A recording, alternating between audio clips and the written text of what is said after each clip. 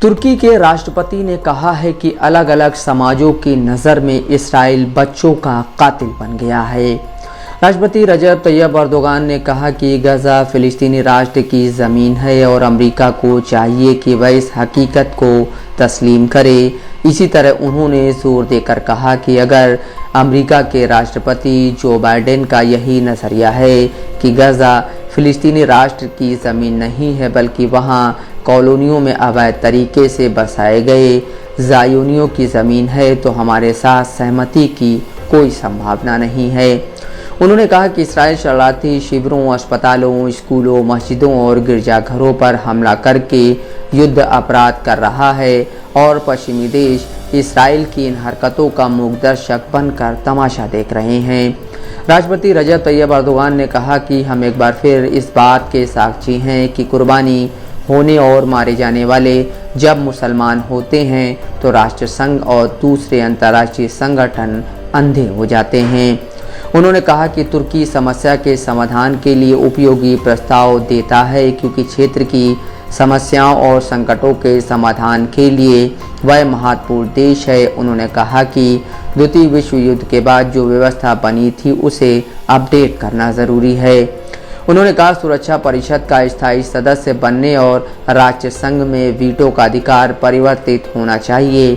उन्होंने कहा कि विभिन्न साम्राज्यवादी सरकारें अपने हितों के कारण इसराइल के करीब हैं, लेकिन विश्व समुदाय की नज़र से इसराइल इस समय बच्चों का कातिल है। तुर्की के राष्ट्रपति ने कहा कि वे हमसे कहते हैं कि हमास को एक आतंकवादी गुट कहूँ। हमास एक आतंकवादी गुट नहीं है, वे ऐसे लोग हैं जो अपनी ज़मीन की आज़ादी के लिए लड़ रहे हैं। उन्होंने कहा कि युद्धरत पक्षों सहित समस्त क्षेत्रीय पक्षों की मौजूदगी में एक बैठक गठित की जाए और इससे बेहतर संकट के समाधान का कोई दूसरा रास्ता नहीं है। उन्होंने कहा कि अमेरिका और पश्चिम मानवाधिकार की रक्षा का दावा करते हैं, लेकिन खेद के साथ कहना पड़ता है कि वे इसराइल के गुनाहों और कुकर्मों को भूल गए हैं। उन्होंने कहा कि गजा में जो कुछ हो रहा है उसे ज़ुबान से बयान नहीं किया जा सकता। उन्होंने कहा कि इसराइल बच्चों, औरतों और बेगुनाह लोगों का कत्लेआम करके 7 अक्टूबर की घटना का बदला लेना चाहता है। उन्होंने कहा कि गाज़ा पट्टी और पश्चिमी किनारे के 73% शहीद बच्चे और महिलाएं हैं और इस पागलपन को नहीं समझा जा सकता।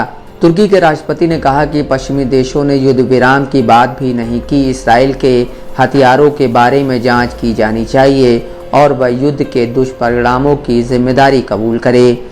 उन्होंने कहा कि पूरी तरह युद्ध विराम होना चाहिए, अस्थायी और कुछ समय के लिए नहीं। मानवता विरोधी अपराधों के कारण इसराइल के खिलाफ कार्रवाई होनी चाहिए और मानवाधिकार परिषद और अंतर्राष्ट्रीय न्यायालयों में इस काम को अंजाम दिया जाना चाहिए। जानकार हलकों का मानना है कि अमेरिका, पश्चिमी व यूरोपीय देश जिस तरह से आंख मूंद कर इसराइल का समर्थन कर रहे हैं उससे दुनिया के उन लोगों की आंख पर पड़ी पट्टी खुल गई है जो अब तक इन देशों को मानवाधिकारों का रक्षक समझते थे।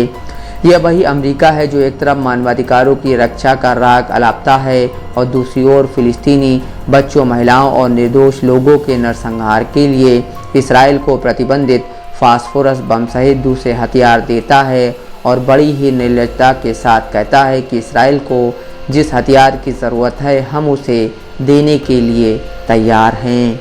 नफीस अहमद, दस्तक लाइव न्यूज़।